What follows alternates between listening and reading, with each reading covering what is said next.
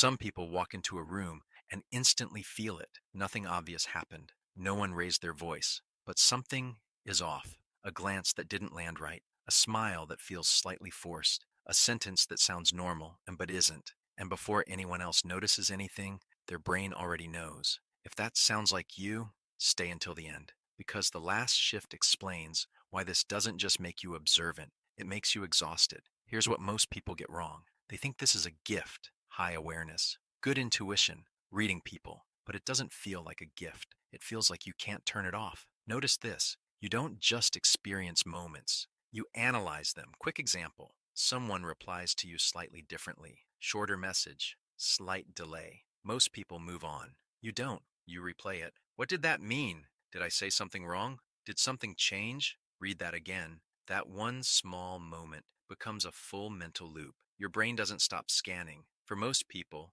awareness turns on and off. For you, it stays on. You're picking up tone, micro expressions, energy shifts people don't even notice. Think about that. You're not just in the moment. Part of you is observing it from the outside. And that constant scanning, it drains you. This didn't come from nowhere. This part is important. Some people are naturally sensitive. They feel more, notice more, process more. But for others, this awareness was learned, built. Quick example. If you grew up in an unpredictable environment, you had to read the room. You had to know, is it safe? Should I speak? Should I stay quiet? So your brain adapted. It became fast, sharp, always alert. Read that again. This isn't a flaw. It's a survival skill that never turned off. You live in analysis mode. This is where it gets heavy. Conversations don't just end. They continue in your head. You replay them, break them down, rewrite them. Notice this. Half of you is living life. The other half is studying it. Quick example. Your boss says, come talk to me later. Most people hear a request. You hear a signal. Something feels different. Tone, timing, energy. And suddenly, your mind is building possibilities. What did I do? Is something wrong? What's about to happen? You're aware of yourself too much. This is the hidden layer. You don't just feel things. You watch yourself feel them. Think about that. You're sad. And at the same time thinking, why am I sad? Should I feel this way? What does this say about me? Even in good moments, you're evaluating yourself. Did I laugh too much? Did that sound fake? Did I come across right? Read that again. You're not just living the moment. You're observing yourself inside it. You start seeing through people. This is where things change. You notice patterns. Someone being nice, but only when they need something. Someone complimenting you, but it feels slightly off. And once you see it, you can't unsee it. Notice this. You stop taking things at face value. Everything has layers, intentions, motives, hidden meaning, and over time, that creates distance. Because trust becomes harder. You feel everything, even what isn't yours. This part is exhausting. You walk into a room and feel tension instantly. No one says anything, but you feel it. A friend shares something small, and it stays with you for days. Think about that. You don't just understand emotions, you absorb them. And slowly, you become the one who carries everything, other people's moods, other people's stress, other people's energy. Then your body joins the loop. This is where it gets overwhelming. A small physical sensation happens. Your heart beats faster. Most people ignore it. You don't. Your brain reacts. Something's wrong. Why is this happening? Is this anxiety? And that thought creates more reaction, more tension, more awareness. Read that again. Your body sends a signal. Your mind amplifies it. And now you're stuck in a loop. So your brain tries to control everything. This is the final shift. If you can predict everything, nothing can hurt you.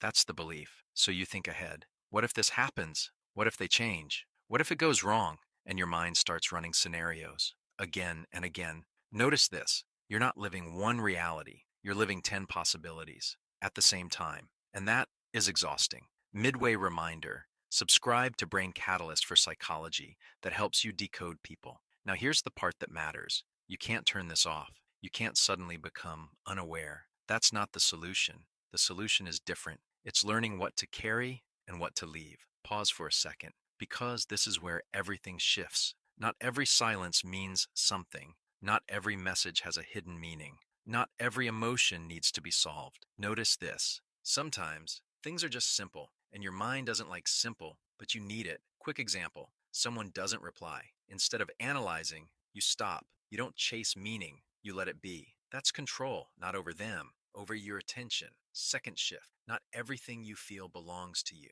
You can sense tension without absorbing it. You can understand someone's pain without carrying it. Read that again. Awareness doesn't mean responsibility. And this changes everything. Third shift, not every insight needs action. You might see someone clearly, their patterns, their intentions, but that doesn't mean you fix it or confront it or carry it. Sometimes you just step back and let people be who they are. Pause, because this is the real truth. Your awareness isn't the problem. Carrying everything is. And once you stop carrying everything, something changes. You still notice things, but they don't control you. You still feel deeply, but you're not overwhelmed by it. You move from prediction to presence, from control to calm, and life becomes lighter. Not because the world changed, but because you stopped trying to solve all of it at once. So if this felt familiar, don't ask, why am I like this? Ask something better. What am I holding that I don't need to carry anymore? Because that answer is where your peace starts.